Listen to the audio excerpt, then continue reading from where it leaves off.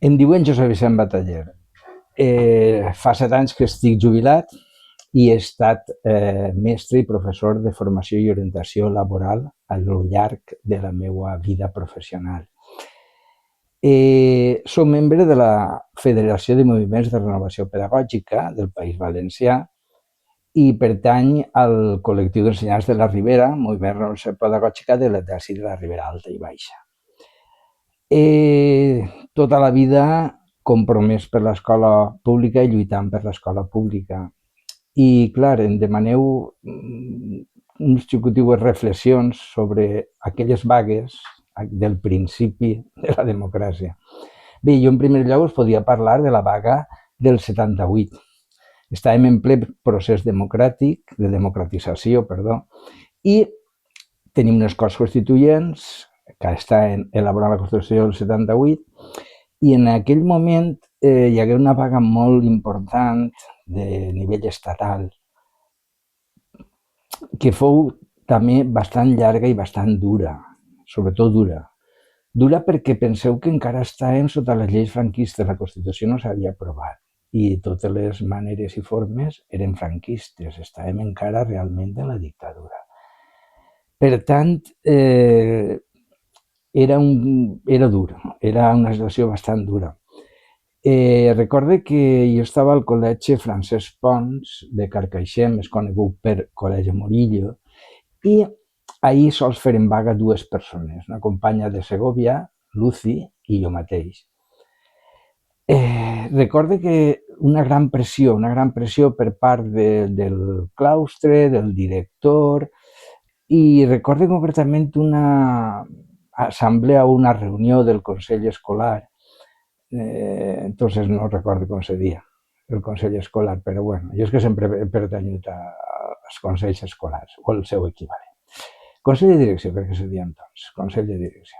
Doncs bé, en aquell moment el director va llançar al president de l'APA contra mi, teledirigit, no? Acusant-me de que jo feia vaga, abandonava els xiquets i que no havia avisat al director que jo feia vaga.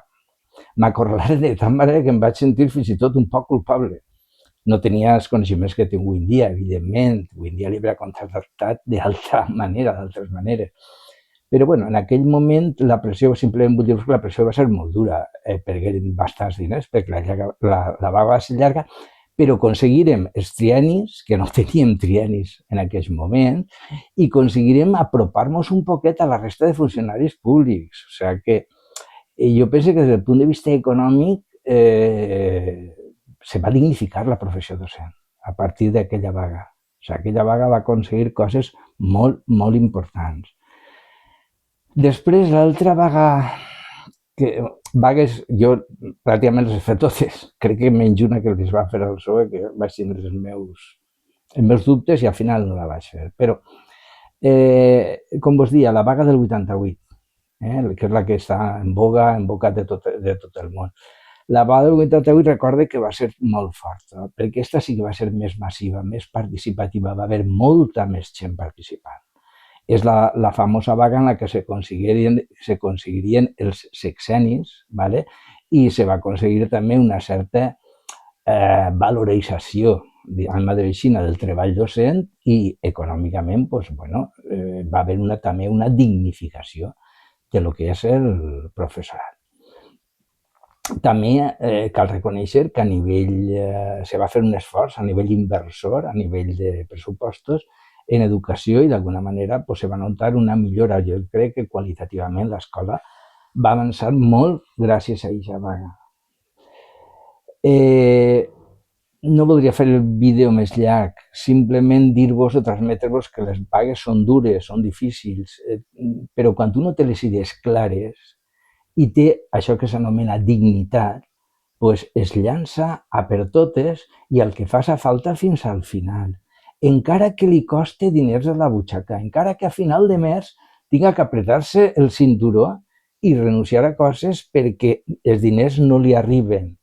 Però vas a guanyar dues coses. La batalla, per una part, contra posicions retrògrades que volen destruir l'escola pública i, per altra banda, vas a guanyar en dignitat, donant exemple al teu alumnat i a la societat en general del que és lluitar per l'escola pública i per tindre un ensenyament digne i de qualitat, i que no es ningunegen com estan fent ara, potenciant l'ensenyament concertat, que significa control ideològic de la societat i de l'alumnat, i deixant de la mà de Déu a l'educació pública, que al final el que volen és això, convertir-la en un element subsidiari de la concertada, per arrinconar allí a tot l'alumnat que ells no volen que es barregen en els seus fills i filles. I per acabar, vaig a recitar-vos una part del poema de Gabriel Celaya, La poesia és una arma cargada de futuro. Per què? Pues perquè jo he gastat aquest poema sempre en les vagues.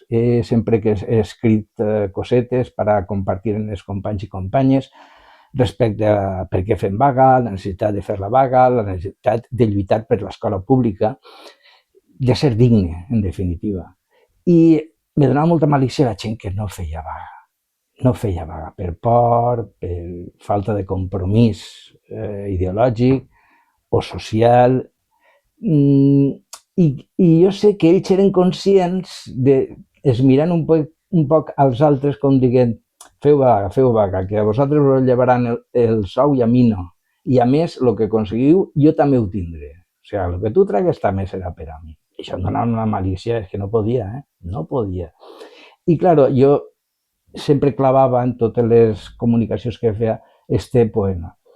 I el poema, per si no el conegueu, pues, diu així: maldigo la poesía concebida como un lujo cultural por los neutrales, que lavándose las manos se desentienden y evaden. Maldigo la poesía del que no toma partido, partido hasta mancharse. Hago mía la falta, siento en mí a cuantos sufren y canto respirando. Cante cantando, más allá de mis penas personales, me ensancho. Quiero daros vida, provocar nuevos actos, y calculo por eso y con técnica que puedo. Me siento ingeniero del verso y un obrero que trabaja con otros a España en sus aceros.